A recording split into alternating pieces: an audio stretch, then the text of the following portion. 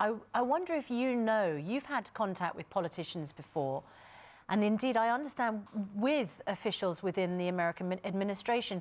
Does President Trump know about your little boy, about the treatment? How did he find out about Charlie Gard? Because obviously his intervention yesterday is extremely powerful. President Trump has saved Charlie Gard. He was scheduled to be extubated, which means death for little Charlie Gard, yesterday morning. President Trump has saved Charlie Gard, and and His Holiness Pope Francis. So we're hoping that my story is very well known. I used to be chief of staff for a former member of Congress from South Florida. I'm originally from Florida. I just retired. I celebrated my 1-year anniversary July the 1st. And Washington, D.C. and Capitol Hill is a very small place.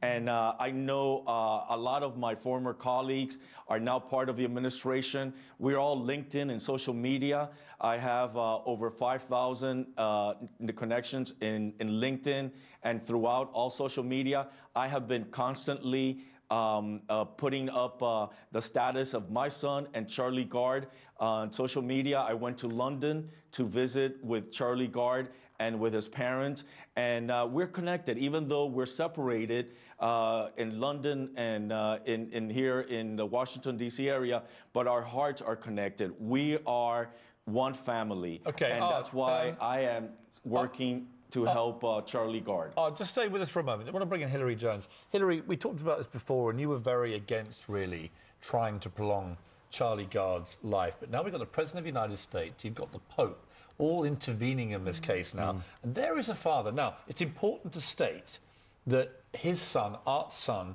has a slightly different form of this disease. So Charlie's type is a far rarer one called RRM2B. He's one of only 16 sufferers in the world. So it's not exactly the same, but it's similar. And as he said, he was given 2 months to live for his kid. They're both autosomal recessive disorders. In other words, there's 2 copies of the same gene which are mutated. Now, you can't really compare them because it's like saying sickle cell disease is the same as cystic fibrosis. It isn't. Very, very different. So the risk is you compare 2 different kinds of diseases. They're different mutations. And Charlie's starting point was much worse, I think, than Art's son was in the first place. And, you know, yes, the Pope's got involved, Donald Trump's got involved, but really, what has it got to do with them? They've got their own agendas. Except that this is about the parents. That has actually saved Charlie Gard's life. It's saved life, but what else has it saved? Well, let's bring up, you want to respond to that? No, I want to respond because I am not a physician, but they, as I understand it, they are first cousins. I just spoke to the doctor from Columbia University Medical Center, and who is the expert? I don't know who this gentleman is, but this doctor in the United States, I trust him with my son's life. And he's saying that there's a little hope that they could save Charlie Gard. They're first cousins. They're the same nuclear muscular prototype. Connie Yates researched all of this, and she gave the medical plan to his doctors, to Charlie's doctors, 7 months ago or 8 months ago, yet they have had him intubated for all this time. Okay, that is cruel and heartless. Let me bring back Hilary. Hilary, it really comes down to this, doesn't it? What right does a parent have to try and do something to prolong the life of their little baby son, right? Every right. Right, but they don't have every right, do they? Because right now, they are being blocked from doing this. And I simply, you know, my sort of head says, trust Great Ormond Street, trust the judges, right? But my heart says, as a father, if that was me, I would try anything. Yes, you would, unless you thought that what you were going to try could cause more harm than good, unless you thought it would prolong suffering. And this is what it's about. You can keep somebody alive on an artificial respirator. You can give them an IV drip, full-time, 24-hour nursing around the clock. You can give them a gastric tube. But what kind of a life is that you're giving your son or your daughter? And sometimes real parental love is letting go. Final word to you, Art, because I think you've been able to see such improvement with your son, you can take him out on trips and Absolutely. Absolutely. What this gentleman is saying is totally 100% false.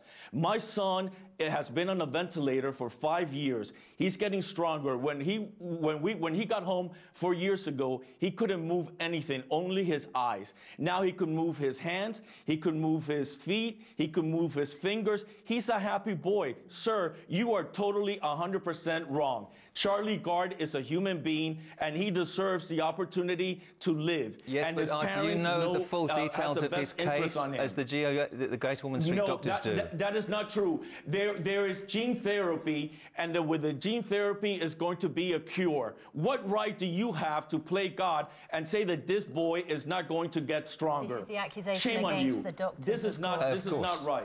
Yeah, I don't think they're playing God. I think they're compassionate people, they're experienced people.